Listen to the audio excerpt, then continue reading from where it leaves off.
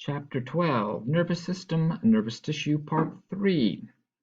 So we are moving into the glial cells, starting with the glial cells of the central nervous system.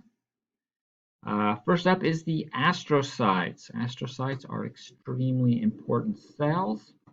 For one thing, they help form the blood-brain barrier.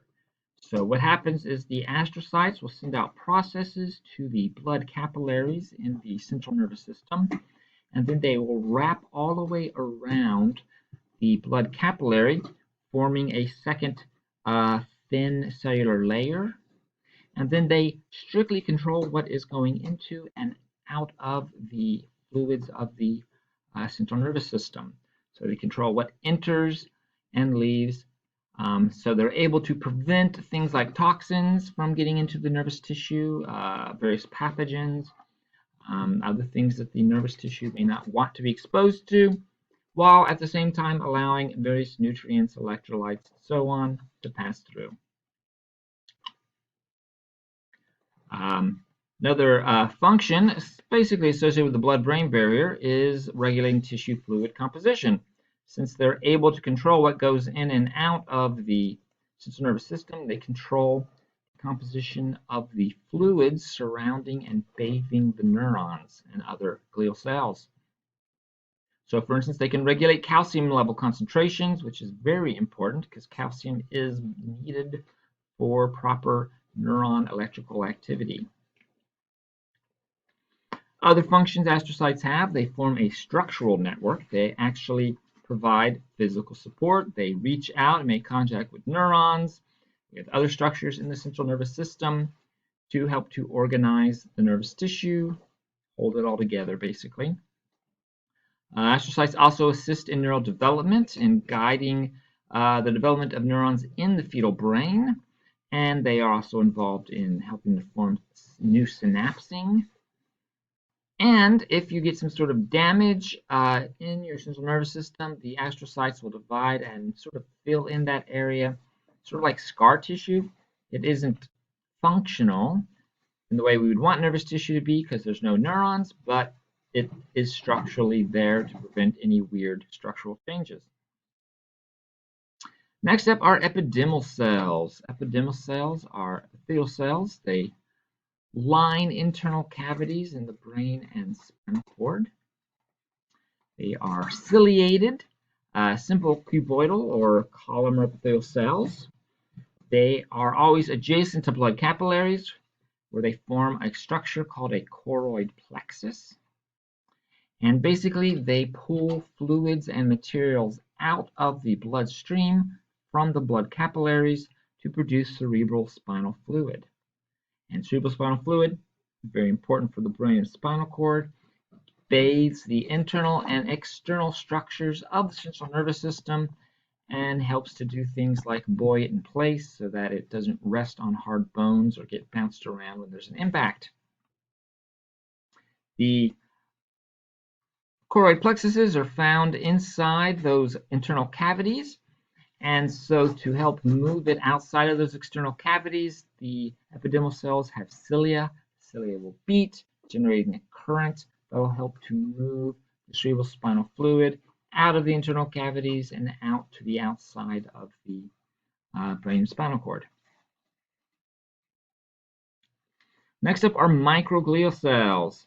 Microglial cells are phagocytic cells. They go around engulfing infectious agents. So if some pathogens of some kind do make it into the central nervous system, the neuroglial cells are the immune response to try and destroy those agents. Microglial cells can also remove debris and damaged dead tissue from the central nervous system. And they are migratory. They don't stay in one place, they move around. And then the fourth kind of glial cells in the central nervous system are the oligodendrocytes. Oligodendrocytes, as you can see, is a large central cell body and lots of processes coming off of it. These processes then go out and surround specific portions of different axons. So they get to that axon and then wrap around it, forming many layers of its plasma membrane. And this insulating structure is called a myelin sheath. Myelin sheaths are important because they prevent the passage of ions through the axolemma, through that portion of the axon. And this is critical for faster action potential propagation. So myelinated axons are able to move the action potential along the axons much faster than if they're unmyelinated. And so this lovely oligodendrocyte reaching out, covering different portions of different axons. All right, glioma. Glioma is the most common kind of brain cancer, and it comes from glial cells. And this should not be a surprise because glial cells are the cells that divide. Since they are dividing, it's easier for them to mutate and become tumors that are growing uncontrollably. All right, moving on to the peripheral nervous system. The peripheral nervous system has two kinds of glial cells. You have the satellite cells. Satellite cells are small cells that lie on the surface of cell bodies found in the peripheral nervous system. And they basically physically separate the neural cell bodies in the ganglion from the surrounding fluids. So they are a protective layer around the neural cell bodies. And then they help to regulate the exchange of nutrients and wastes between the fluids in the tissues and the actual neural cell bodies. So functional, protective sort of function. The second kind of glial cells are the neurolimocytes. Neurolimocytes are similar to oligodendrocytes in that they form a myelin sheath around a segment of the axons, in this case, axons of peripheral nervous system. However, while the oligodendrocytes protected and formed myelin sheaths around many different axon portions, the neurolimocytes only cover one axon region per neurolimocyte per cell. And again, myelin sheaths are made up of thick layers of the plasma membrane of the neurolimocytes and allow for faster action potential propagation, speeds the movement of that nerve impulse to the end of the axon. So myelination is again where the glial cell forms a thick layer of its own plasma membrane around the axon, insulating that part of the axon. Since this structure, being mostly plasma membrane, is highly dense in lipids, it prevents the movement of charged particles into or out of the axon in those regions. In addition, the myelin sheath is got a sort of glossy whitish color to it. And so when you have areas with lots of myelinated axons, they are whitish in color. So again, here's the axon, here is the neurolimocyte. It begins to wrap around the axon, and then it continues to wrap around again and again and again until you get this very thick layer of its plasma membrane to speed up the nerve impulse. The myelin sheath is only at any particular area. It's only 1 millimeter at most in width. So each of these small myelin sheaths are 1 millimeter in width.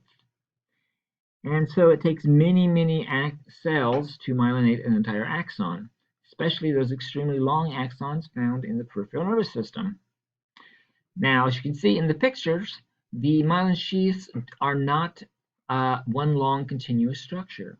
Instead, there are little gaps or spaces between different sections of the myelin sheath. And those gaps are called neurofibril nodes. Neurofibril nodes. All right, finally, there are some unmyelinated axons.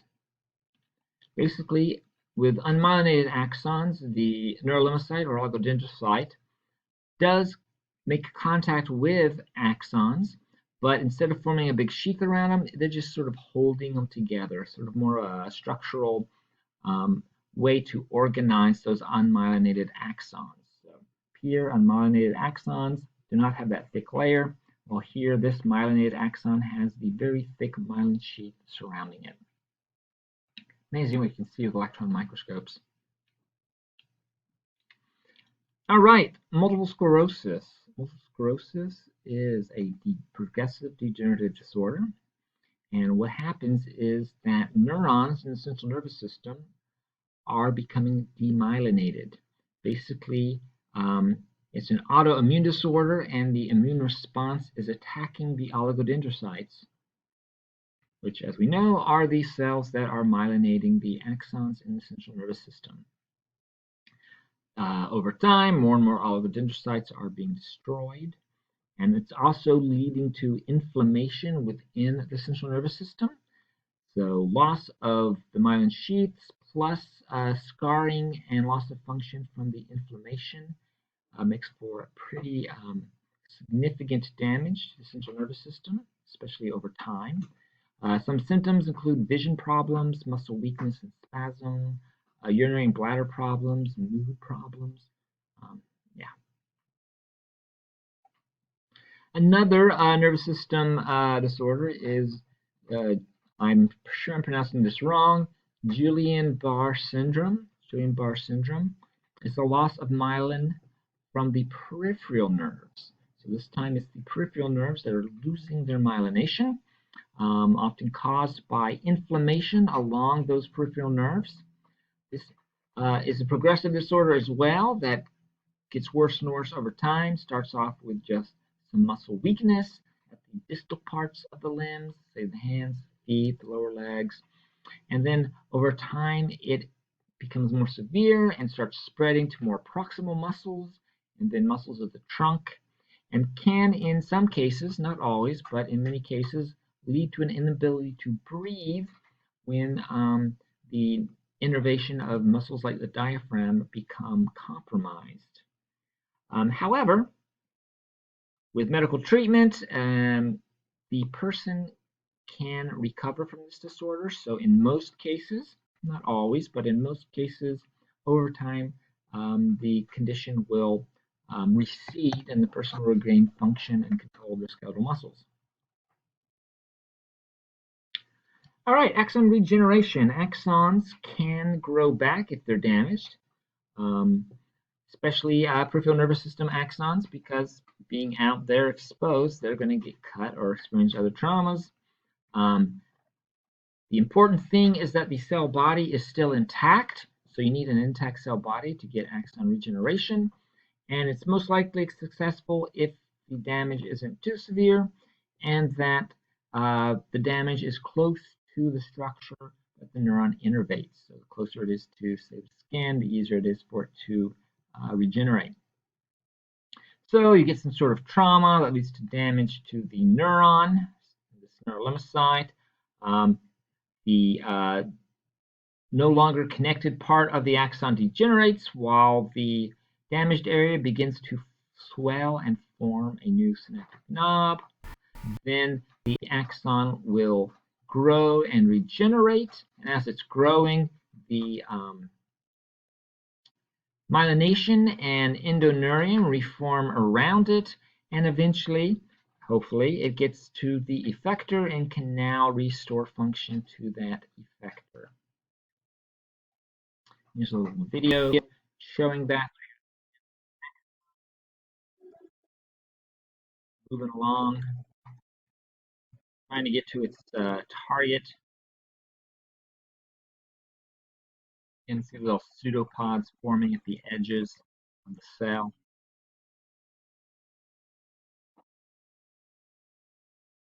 Occurs, say, in an embryo, in a fetus, and repairing damage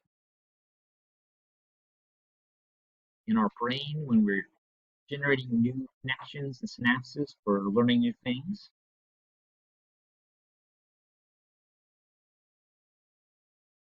As you can see, neurons do not like mercury. Helps explain why mercury exposure is so bad for people, especially for young children whose minds and brains are still